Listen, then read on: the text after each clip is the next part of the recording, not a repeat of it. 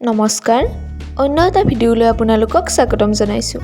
আমি আলোচনা কৰি আছোঁ বছৰটোৰ দিৱসসমূহৰ বিষয়ে। জানুৱাৰীৰ পৰা নৱেম্বৰলৈকে আগৰ ভিডিঅ'সমূহত আলোচনা কৰিলোঁ। আজি আমি আলোচনা কৰিম ডিচেম্বৰ মাহৰ দিৱসসমূহৰ বিষয়ে। তেন্তে বলক ভিডিঅ'টোলৈ আগবাঢ়োঁ। 1 ডিচেম্বৰ বিশ্ব এইডছ দিৱস world AIDS day. 2 December Assam দিৱস বা চুকাফা দিৱস। 2 ডিচেম্বৰ ৰাষ্ট্ৰীয় প্ৰদূষণ নিয়ন্ত্ৰণ দিৱস নেশ্যনেল পলিউশ্যন কণ্ট্ৰোল ডে। 2 ডিচেম্বৰ বিশ্ব কম্পিউটাৰ সাক্ষৰতা দিৱস ৱৰ্ল্ড কম্পিউটাৰ লিটাৰেচি ডে। 3 ডিচেম্বৰ আন্তৰ্জাতিক দিব্যাংগ দিৱস international day of person with ডিছেবিলিটিজ।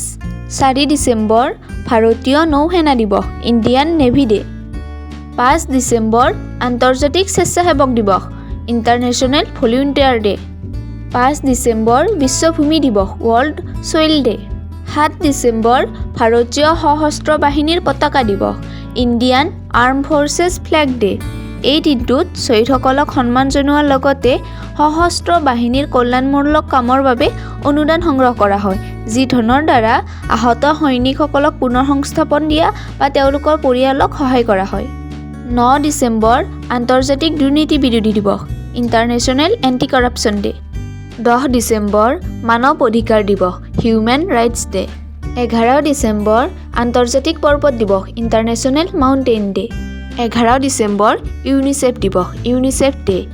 ইউনিচেফৰ ফুল ফৰ্মটো আপোনালোকে মনত ৰাখিব, United nations international children emergency fund. 13 December ৰাষ্ট্ৰীয় ঘোঁৰা দিৱস নেশ্যনেল হৰ্চেছ ডে।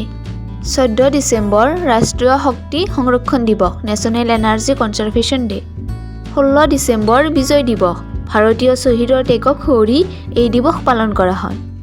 18 ডিচেম্বৰ সংখ্যালঘু অধিকাৰ দিৱস মাইনৰিটিজ ৰাইটছ ডে। 18 ডিচেম্বৰ আন্তঃৰাষ্ট্ৰীয় প্ৰব্ৰজনকাৰী দিৱস ইণ্টাৰনেশ্যনেল মাইগ্ৰেণ্টছ ডে। 22 ডিচেম্বৰ ৰাষ্ট্ৰীয় গণিত দিৱস নেশ্যনেল মেথেমেটিক্স ডে। বিখ্যাত গণিতজ্ঞ শ্ৰীনিবাস ৰামানুজনৰ জন্মদিনত এই দিৱস পালন কৰা হয়। 23 ডিচেম্বৰ ৰাষ্ট্ৰীয় কৃষক দিৱস নেশ্যনেল ফাৰ্মাৰ্ছ ডে।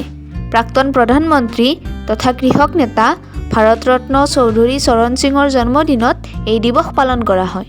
24 ডিচেম্বৰ ৰাষ্ট্ৰীয় গ্ৰাহক অধিকাৰ দিৱস নেশ্যনেল কনজিউমাৰ ৰাইটছ ডে।